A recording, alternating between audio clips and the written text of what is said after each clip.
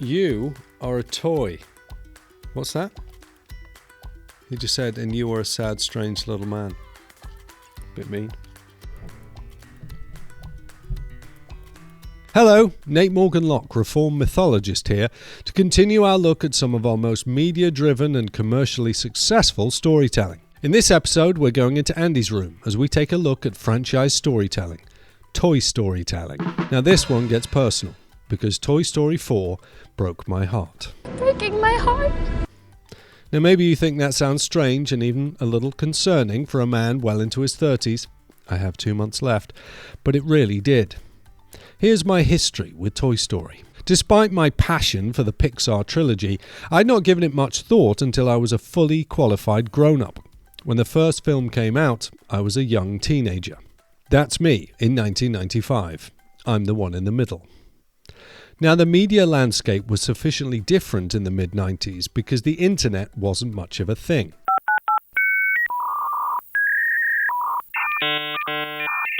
And when a film was released, it was shown in a cinema.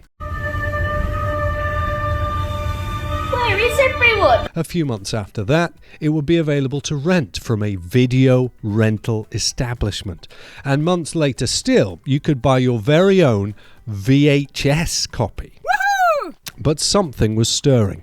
The computer nerds of California were preparing to change the way we consumed our media. Let me give you a flavour of just how impoverished on-demand screen time was back then. My abiding memory of this time was going to a friend's house and watching a 1-minute video about basketball from an Encarta 95 CD-ROM. We probably watched it about 1,000 times because clicking buttons on your computer screen to play videos was a brand new thing. So, you want to play some basketball? Fast-paced and action-packed. Basketball is one of the most popular sports in the world, to play and to watch. These kids today have no idea. Kids today. Look at you watching this video in bed on your shiny black pocket rectangular satellite link device. Madness. Now I share this information because it's easy to forget that the franchise storytelling thing, while a big deal, was in many ways still out of reach. There were big media-driven stories, but they were much more difficult to access. Looking back over 25 years later, social media accounts targeted at my generation show nostalgia-soaked images of young boys playing their Super Nintendos surrounded by figurines and posters of their favourite franchises. The message: life was simpler. Wouldn't we all like to return to our childhood years, surrounded by the cultural touchpoints that told us we were safe? This was not the reality for most of us in the UK. Arguably, it wasn't the reality for many of us, or even any of us, especially those of us who grew up in Stoke-on-Trent. But America, surely, as was depicted on silver screens and TV screens, promised an abundance of franchise merchandise. So when I finally did see Toy Story, I learned about a boy who hit the jackpot, who was given on his 6th birthday the titular toy from his favourite film, Buzz Lightyear. Wait a minute. Oh, what do we have here? Oh! Wait! Turn that thing back on! Come in, Mother Bird. Come in, Mother Bird. Mom has pulled a surprise present from the closet. And he's opening it. He's really excited about this one. Mom, It's a huge package. Oh, you know, what are the kids is into? Boy, I can't see you. It's, Now we've seen how Pixar absolutely soiled the branded bedsheets when they attempted to make the Lightyear movie. You can check out my review on the Popcorn Parenting podcast. But back to Andy. Soon after receiving the Space Ranger action figure, each piece of his bedroom was redecorated from the history of the Cowboys to infinity and beyond. Toy Story was written by men whose own childhoods were marked by this shift from Western to science fiction. The films that followed continued to wrestle with the same issues. Toy Story 2, arguably the greatest sequel ever written, reinforced this message that the primary setting of action-adventure stories had moved from the Wild West to outer space. It too draws deeply from the franchise merchandise phenomenon. Who are Jesse, Bullseye and Stinky Pete the Prospector if not the products of a revenue stream for the television program Woody's Roundup? Are you crazy? Look, the thing is, I'm a rare Sheriff Woody doll, and these guys are my Roundup gang. Woody, what are you talking about? What am I talking about? Woody's Roundup! Oh, it's this great old TV show, and I was the star. See, now look at me. See, that's me. This is weirding me out. Buzz, it was a national phenomenon. And there was all this merchandise that just got packed up. Oh, you should have seen it. There was a record player and a yo-yo. Buzz, I was a yo-yo. The entire premise of Toy Story 2 relies upon the collectability and exclusivity of the Sheriff Woody doll, and the increase in value that comes from him being in mint condition. Another refreshing little lift from Tic Tac Freshman. Toy Story 3 continues the theme. The tragic backstory that the villain Lotso Huggin' Bear could be replaced by a newer model is simply because the strawberry-scented cuddly toy was mass-produced. We will get to Toy Story 4. So the Toy Story films are nothing if not a franchise built on the phenomenon of franchise storytelling. Filmmaking beyond film.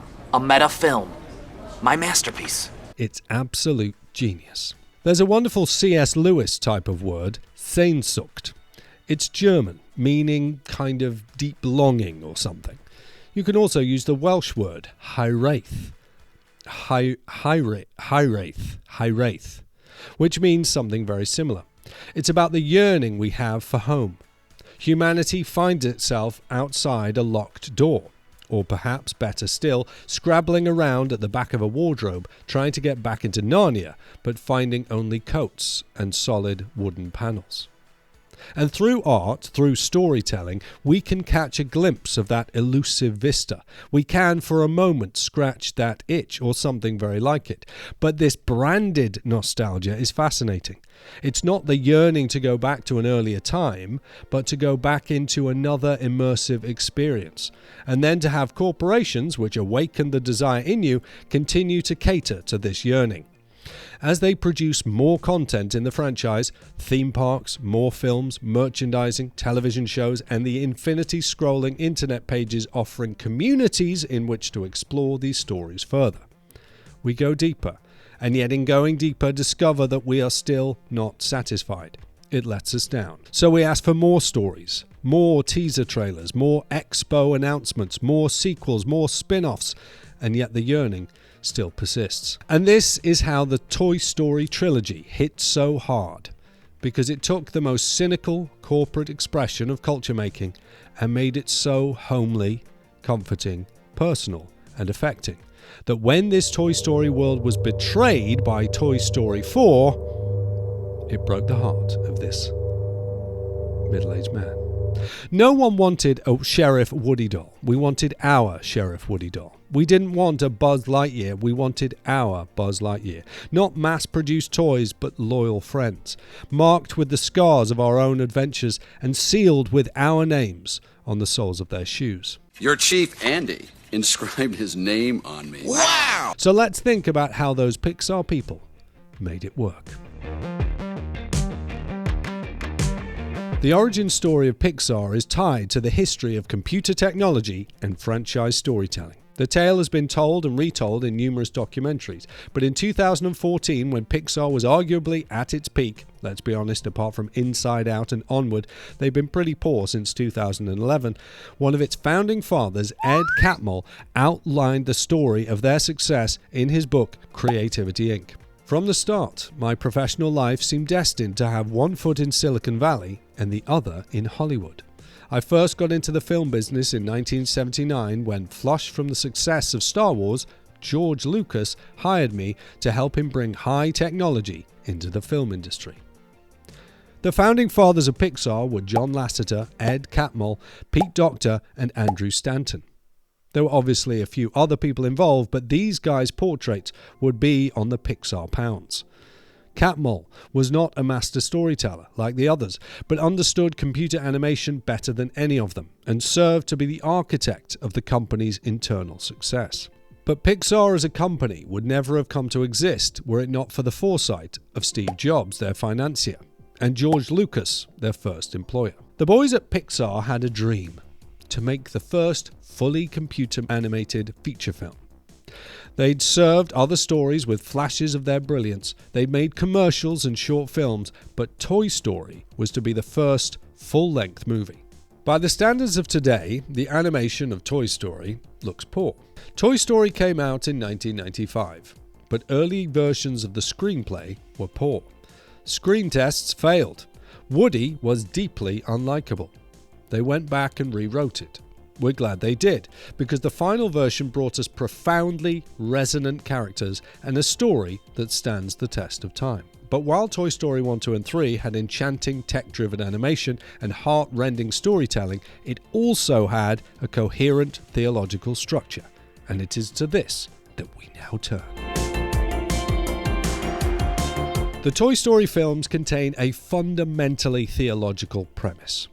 The toys are the main characters, and as such we relate to them most directly.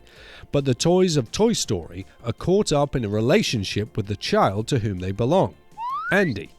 They explore fundamental questions about the identity, purpose, and destiny of the toy. The main characters live their lives oriented towards their owner, and this is similar to the song of Lumiere the Candlestick from Beauty and the Beast. Life is so unnerving for a servant who's not serving. He's not whole without a soul to wait upon. Now, that a person lives in asymmetric relationship with other persons is central to these stories. Later on, we'll see how a properly postmodern worldview rejects this premise and demands that each individual live free from the oppressive restraints of duty and commitment in order to be their fully authentic self. And we'll also see how this hellish doctrine is promoted in Toy Story 4, despite the fact that all three previous features and the shorts reject it on principle. I've got a question for you. What is the chief end of man? Not my question, but the opening question of the Westminster Shorter Catechism, written way back in history in 1648. You might not know what a catechism is, and that's okay. It's basically a series of questions and answers to be learned by rote, or off by heart. It's fine to say off by heart. It's not an especially fashionable way to teach anymore, but there are places where it's making a comeback. And the great thing is that it sticks. So when I say, what's the chief end of man, lots of people will respond by saying, that's right, to glorify God and enjoy Him forever. We'll talk about how rote learning is pretty much inescapable for liturgical creatures such as us human beings later, but let's zone in on this particular question. As we have said, Woody and Buzz exist as a kind of proxy for the viewer. We engage in their emotional life. We enter into the emotional tension of the story. And if Woody, Buzz, and Slinky are us, who is Andy? Andy is the shepherd. The toys are the sheep of his pasture. They are cared for and played with. Andy is the one who marks them with his seal of ownership. Andy is the one for whom they exist, and he makes them his treasured possession. Whenever we're hearing, reading, or watching a story, we need to ask where the emotional center is. Now, the emotional center of the Toy Story universe is the relationship between Andy and Woody. You've Got a Friend in Me by Randy Newman is the enduring anthem of the Toy Story world. You're my favorite deputy. You got a friend in me. This is the in the beginning of the Toy Story trilogy. This is the origin. The story starts with a loving union, much the same as the Christian story. But the Toy Story films also bring out huge aspects of the Christian life. Toy Story 1 has two main discoveries. Woody's discovery of the expansive love of Andy. Woody struggles to cope with the arrival of Buzz, the Space Ranger. It expands his understanding of Andy's affection. This is much the same as in the Acts of the Apostles, which tells the story of God's chosen people, the Jews, coming to learn that the good news of Jesus is also for the Gentiles. Secondly, Buzz comes to discover he has purpose in relationship much more profound and meaningful than the secret missions in uncharted space. You are a toy! In Toy Story 2, Woody learns that a life of pristine fame and sterile celebrity is no match for Andy's affection. The worst moment of Toy Story 2 is not the harrowing account of Jesse's abandonment by Emily, powerful though that is, but the montage of Woody's restoration and the painting over of Andy's name on his boot, followed by the most evil declaration of all.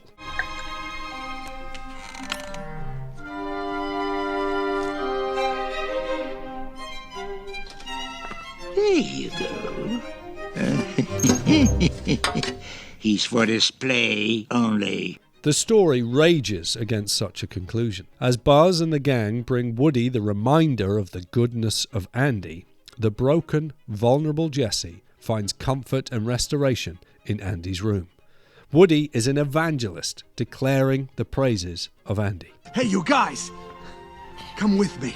What? Andy will play with all of us. I know it. Toy Story 3 raises questions of destiny. Where will Andy's toys end up, and who gets to decide?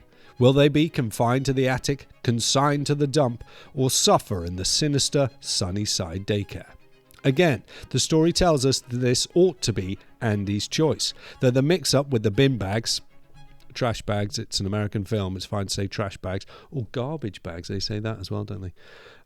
Anyway, the mix-up with the bags means that we have a dramatic tension in which Andy's decision over the toy's destiny is not resolved until the final heart-rending scene in Bonnie's garden.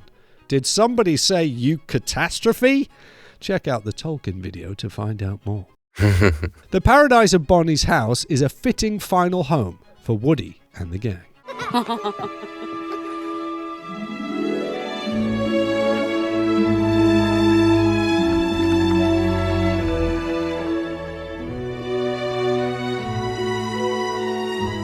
So long, partner.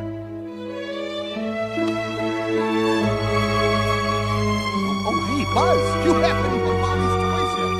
Come here, you're gonna...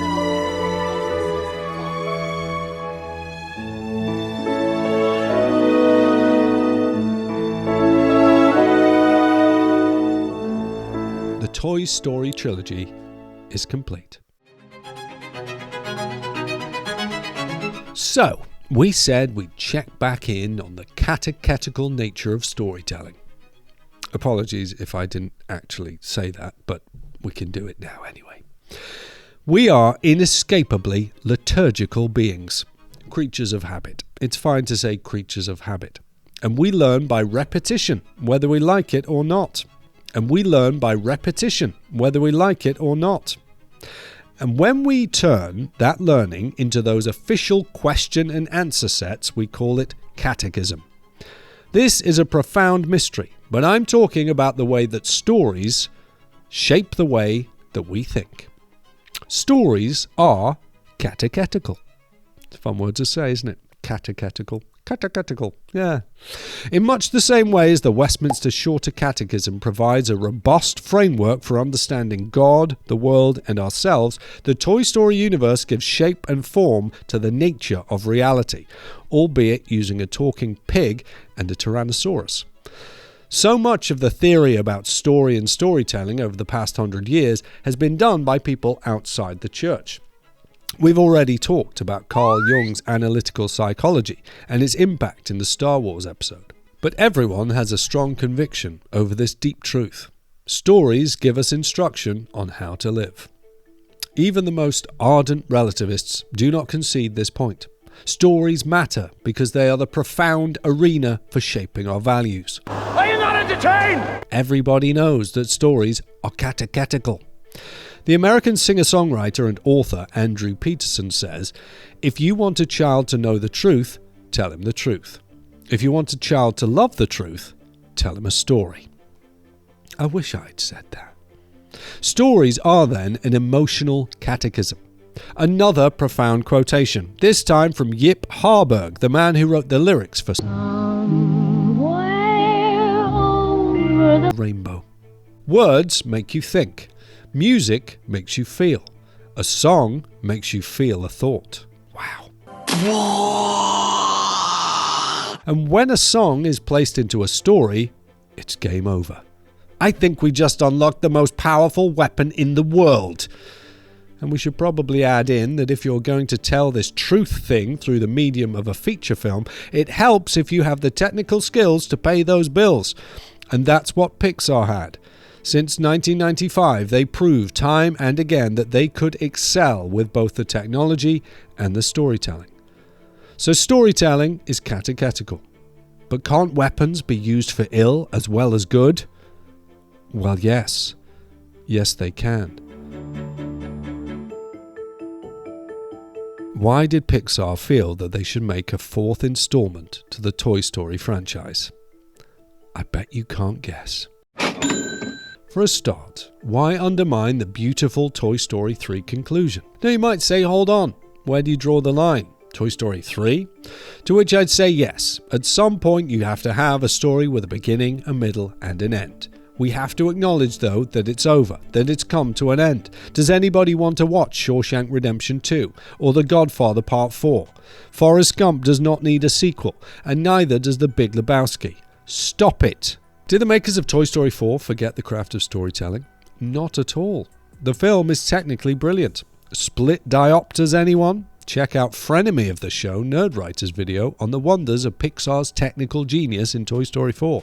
But it was evil genius because not only did they forget the core and the lore of Toy Story, they marshaled their talents to undermine it and destroy it. There's far too much to say about what makes Toy Story 4 so terrible, but let's just throw some together right now. Here's film critic A.A. Dowd writing for the AV Club. This is the first Toy Story movie to challenge the franchise's gospel, its enduring faith in the lopsided bond between a kid and their inanimate playmate. That's exactly right. I couldn't have put it better myself. The franchise has a gospel. He could have said philosophy, but the religious overtones for Dowd's readers in the charged word gospel is precisely correct. A.A. Dowd recognizes the profoundly theological and religious dynamic at the heart of the Toy Story mythos, and that gospel is the liberating truth that you are a toy. You have been created with a purpose, for the sheer enjoyment of someone else.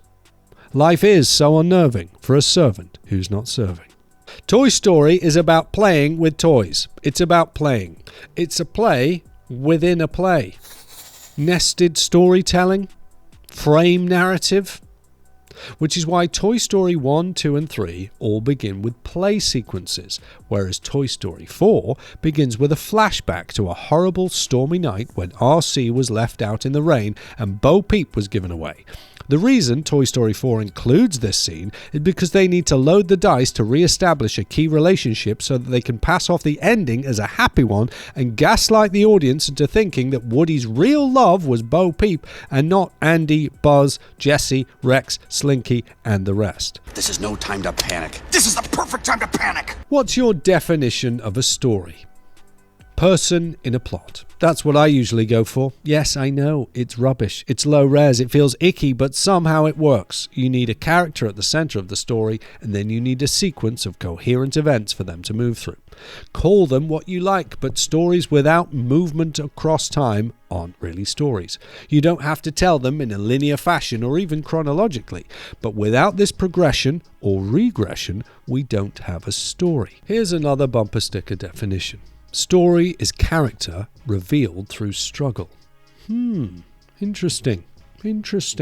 So if you've revealed character through struggle 3 times already, and we discovered about them that they were loyal and courageous, then please don't make another film in which we rip them apart and completely destroy their character development. Woody has learned enough.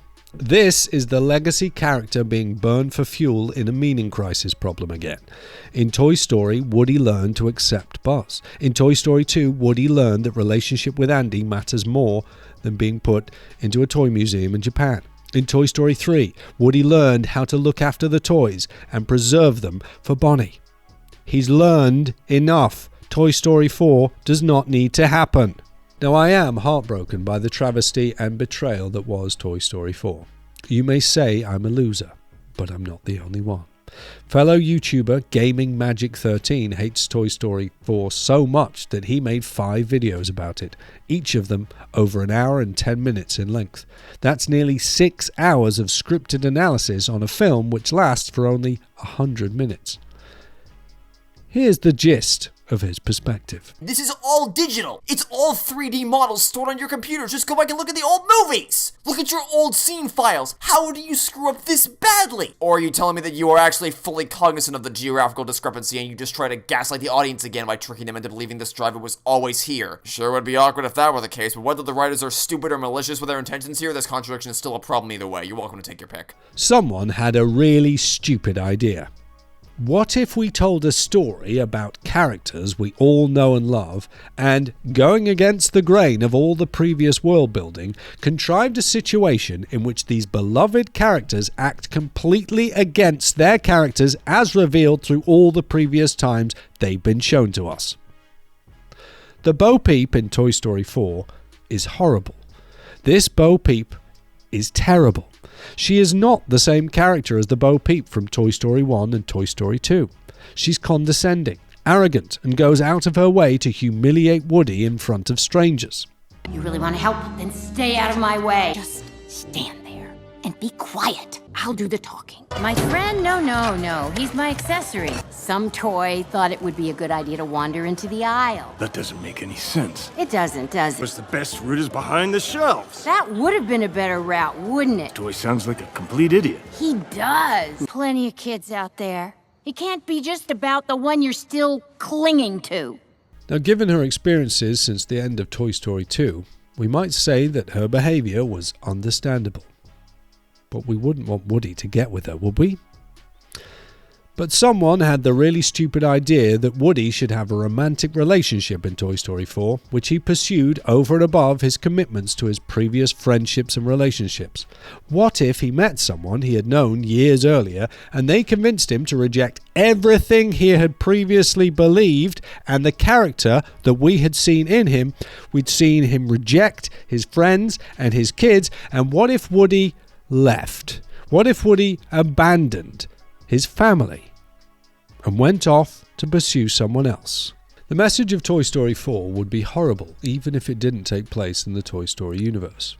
It's the message of a person, Woody, who gives up every commitment and friendship he had, friendships which had brought so much joy, comfort and healing, and throws it away for someone who demeans him. The theology of Toy Story is not nihilistic, but meaningful.